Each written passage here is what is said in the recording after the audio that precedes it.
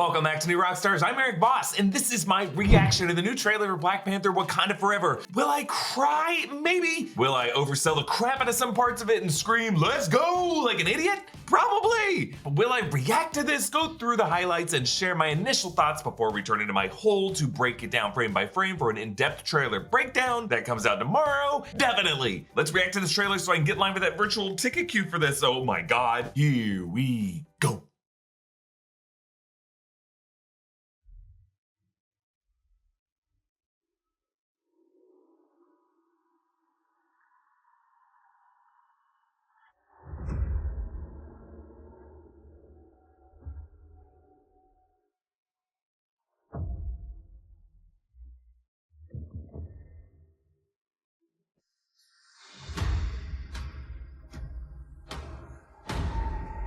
Be great leaders. That's Tana Huerta's voice.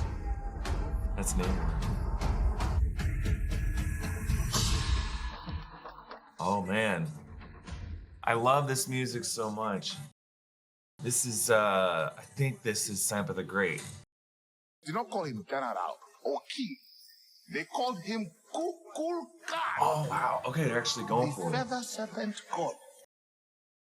What? Killing him will risk eternal war. He's coming for the surface world. I love this. This is stuff we saw at D23. We know what you whisper. What? They have lost their protector. It's our time to strike. Whoa!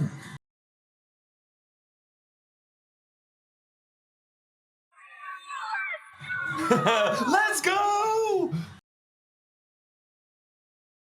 Show them who we are.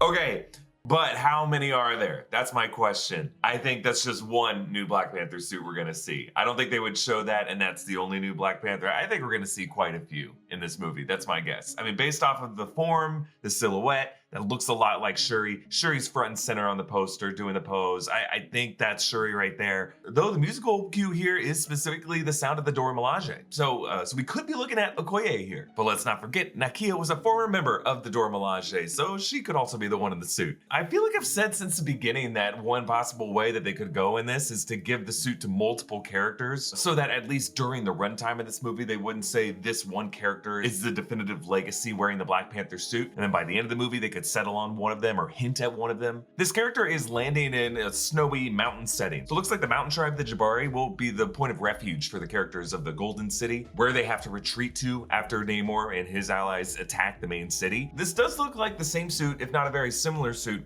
to the one that ended the last trailer in July. There's the same golden trim on the calves, and I believe that is the open maw of the panther on the gauntlet. And when we discovered that in July, we were like, oh, that's very similar to the panther gauntlet weapons that Shuri uses at the end of the 2018 film. We also noticed the dot patterns on the mask, not too dissimilar from the face paint that Shuri is wearing ceremonially during T'Challa's funeral. There's probably a lot more detail in this. I'm gonna break it down properly in the breakdown that we release tomorrow. Let's talk about the music of this trailer. It's a beautiful song choice called Never Forget by Sampa the Great, featuring Chef 187, Tio Nason, and Nwanje. Sampa the Great is a Zambian singer and rapper based out of Australia, and this song is considered a tribute to what's called Zamrock. Zamrock is like a musical genre from the 70s that was rooted in Zambia. It's a combination of traditional African music, but with psychedelic rock and garage rock and hard rock. It's kind of been described as a combined sound of Jimi Hendrix and James Brown. You hear all different parts of the song here, including the main theme, but also the rap break. If you take a look at the lyrics of it, it's really perfect for this story. Opening with, "Who took the fabric, made that shit classic." Specifically, really talking about this idea of the fabric, the vibranium weave that goes into the suit. And literally in this lore, which character actually designed these suits? Who stitched them together? It was Shuri in a lab. Now, we're always hungry, right? Like, yes, hungry for the latest Easter eggs, hungry for the newest trailers, hungry for more movies and shows featuring our favorite heroes and stars, but also just like literally hungry. The amount of time I have to think about food vastly outpaces the amount of time I have to get and prepare tasty meals, which is why I love to use Factor. And yeah, I know I've said the same thing about HelloFresh, and that's because both are true. Factor is now owned by HelloFresh, which means that there's a wider array of meal plans to choose from. I switched between both brands, and now new Rockstars viewers can do the same thing while getting a discounted deal on food. You know, the thing I'm still thinking about. Factor cuts out stressful meal planning and extensive prepping, so meals come together in minutes. Taking the guesswork out of what to make for breakfast, lunch, or dinner, Factor meals arrive pre-prepared and ready to eat in 2 minutes, even faster than ordering takeout.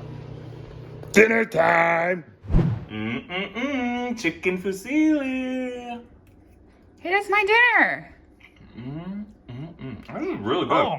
You see how easy that was? Eating well should always be this easy. One of the things I like about Factor is how it makes it possible to achieve your daily fitness goals through nutritious, purposeful eating. Factor offers keto, calorie smart, chef's choice, and vegan plus veggie options, which include seafood, meat, and plant-based meals. Meal plans offer variety with a rotating weekly menu of 25 plus meal options and Factor Plus add-ons. Choose your favorite meals or let Factor craft your order based on your taste preferences and your meal history. To get started with Factor today, head to go.factor75.com/rockstars60 and use the code rockstars60 to get 60% off your first Factor box. Again, that site is go.factor75.com/rockstars60 and use the code rockstars60 to get 60% off your first Factor box. And as we think about Shuri making her suit in this trailer, it also makes us think about the parallel figure in this movie, Riri Williams Ironheart, making her new suit, which we actually see a lot of in this footage. Yeah, we see a really quick blurry shot of her suit as it's chasing someone down, and then the classic Iron Man style heads up display of Riri in the suit screaming, "Let's go!" Now, a lot of this footage is pretty similar to what we saw in D23. All the stuff with Ramonda saying, "We've heard you whisper, you lost your protector." This all comes from Ramonda's speech at the UN when she's shaming the US delegate and the French delegate who are coming at her for not sharing the vibranium resources, saying it can be used for weapons of mass destruction. Meanwhile, we see French soldiers raiding this Mali outreach center, and then by the end, the Dora Milaje bring these soldiers back in, shaming everybody. But there's also a lot of new footage of Namor, and that's, I think, my favorite part of this trailer. Specifically that this character can fly, and not just float around. He can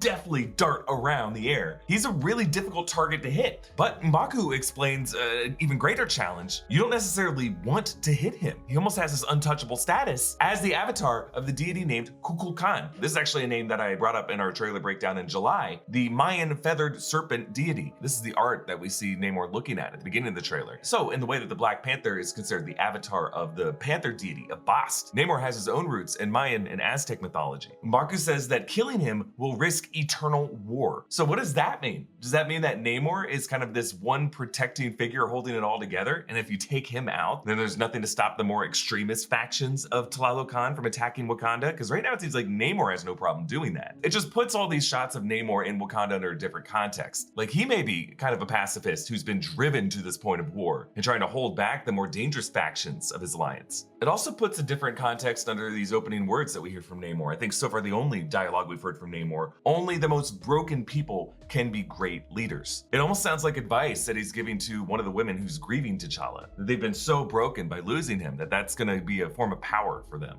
I think what excites me the most about this footage is we still know little more about the plot than we did at the beginning of all this, than we did back in July. We know that T'Challa will be dying or will have died at the beginning of the story, but we still don't really know what caused that. We know at least one new female character will be wearing a new vibranium suit. We know that Namor and the other Atlanteans from Tlalocan will be attacking Wakanda, but we don't know exactly why. But we do know that there's some kind of looming war over vibranium on the planet of Earth right now, and that the outside world, represented by the UN and other forces, are trying to plunder it. But that was also kind of the story of the 2018 film. So this has been like an ongoing thing, and now it's just come to a boiling point now that T'Challa is no longer the leader. I am so ready for this movie. I can't wait to break down not only this trailer, but to break down the whole movie when I get to see it, because I think the coolest thing that Ryan Coogler does in these movies is takes real world influences and stitches it into the fabric of these characters' wardrobe. And everything that they are wearing on them, from their jewelry to their makeup to their costumes, is all deeply rooted in the cultures that they're coming from. And every part of it contributes to the story. And you can see that not only in the clothes they're wearing, whether it's for a funeral or in some kind of royal ceremony, but in the new tech that they wear as well. I believe in the 2018 film, there was actually Wakandan letters that were stitched into T'Challa's outfit that literally said like, I love you in it. Like Ryan Coogler put that in for his own mom. So when you're looking at the apparel here, you're not crazy to look at the little details and the design details, because that's where the most beautiful parts of the movie are hidden. I can't wait for this movie. I think we all really need it, and I think it's gonna be a beautiful way to end phase 4. Let me know your favorite part of this trailer in the comments below. Again, my Easter egg breakdown is coming out on the trailer tomorrow. I'm gonna need some time to really go through it frame by frame. You can follow me on TikTok, Instagram, and Twitter at EA Voss. Follow New Rockstars, subscribe to New Rockstars for breakdowns of everything you love. Thanks for watching. Bye.